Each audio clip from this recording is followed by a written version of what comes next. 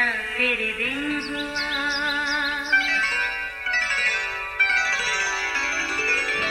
नया फिर दिन हुआ, पुरानी रात का करे सो शुक्र हम खुदा की जात का, खुदा की जात का नया फिर दिन हुआ। आज की आयत, और मेरी और भी भेड़ें हैं जो इस भेड़ खाना की नहीं, मुझे उनको भी लाना ज़रूर है, और वो मेरी आवाज़ सुनेंगी, फिर एक ही गला और एक ही चरवाहा होगा।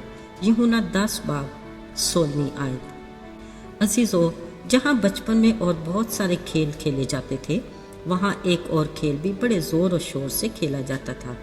ये खेल कुछ यूँ था, एक लीडर के पीछे उसकी पूरी टीम कमर से पकड़े एक दूसरे से जुड़े होते। यूँ समझ ले कि ये लीडर गोया एक चरवाहा होता जिसके पीछे उसकी भेड़ें होती थीं। दूसरी तरफ एक भेड़िया था जिसकी कोशिश होती कि खींचातानी करके चरवाहे से उसकी भेड़ें छीन ले, मगर लीडर चरवाहा हर बार भेड़िए के वार से अपनी भेड़ों को बचाने की कोशिश करता। इस खेल का असूल ये था कि भेड़िया सिर्फ सबसे आखिरी भेड़ को ही छीन सकता है। अगर वो छीनने में कामयाब हो जाता तो वो भेड़ फिर उसी भेड़िए की टीम में शामिल हो जाती। यूँ चरवाहे से उसकी भेड़ को छीनने का ये सिलसिला काफ़ी देर तक जारी रहता। अजीज़ों, ये तो है एक खेल, मगर इसकी गहराई में एक बहुत ही सबक आमूज बात पिन्हा है। एक दिन यीशु चरवाहे और भेड़ों से मुतल्लिक कुछ ऐसी ही तमसील बताकर लोगों को खुदा बाप और इंसान के रिश्ते के बारे में बड़ी संजीदा बात समझाना चाहते थे। उन्होंने कहा, अगर किसी आदमी की 100 भेड़ें हों, उनमें से एक भटक जाए तो क्या वो 99 को छोड़कर पहाड़ों पर जाकर उस भटकी भेड़ को ढूंढेगा नहीं? यकीनन जब तक मिल न जाए ढूंढता रहेगा। जब मिल जाए तो वो खुश होकर उसे ज़रूर कंधों पर उठा लेगा, फिर घर पहुंचकर दोस्तों और पड़ोसियों को बुलाकर उनके साथ खुशी करेगा, क्योंकि उसकी खोई हुई भेड़ मिल गई होगी। अजीज़ों, गौरतलब बात यह है कि अपनी इस तमसील में यीशु ने चरवाहे को खुद से और भेड़ों को अपने लोगों से तशबीह दी जो तौबा करके उसके गला में शामिल हो जाते हैं। भटकी भेड़ वो जिसने अभी तक तौबा नहीं की और इधर उधर भटक रही है। याद रहे, यीशु ने बड़े वसूख से कहा, अच्छा चरवाहा मैं हूँ। दाऊद नबी ने अपने ज़बूर में इसकी तस्दीक की कि खुदावन मेरा चौपान है, मुझे कमी न होगी। वो मुझे हरी हरी चरागाहों में चराता है, वो मुझे राहत के चश्मों के पास ले जाता है, वो मेरी जान को बहाल करता और सदाकत की राहों पर ले चलता है। अच्छे चरवाहे ने कहा, मैं अपनी भेड़ों को जानता हूँ और मेरी भेड़ें भी मुझे जानती हैं। वो मेरे पीछे चलती हैं, उन्हें कोई मेरे से छीन नहीं सकता, क्योंकि मैं उनके लिए अपनी जान देता हूँ। अच्छे चरवाहे ने यह भी कहा कि मेरी और भी बहुत सी भेड़ें हैं जो मेरे इस भेड़ खाना की नहीं, मगर मुझे उनको लाना ज़रूर है, फिर वो भी मेरी आवाज़ सुनेंगी, तब एक ही गला और एक ही चरवाहा होगा। अजीज़ों, एक आम चरवाहे का अपने भेड़ों से बड़ा ही जज्बाती और खूबसूरत ताल्लुक़ होता है। भेड़ एक मासूम जानवर है जिसका कुली इन्हसार अपने चरवाहे पर होता है।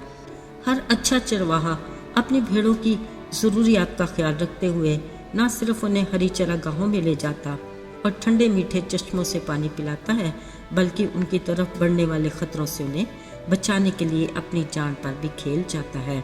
याद रहे, मासूम भेड़ों के लिए भेड़िए और शेर सबसे बड़े खतरे होते हैं।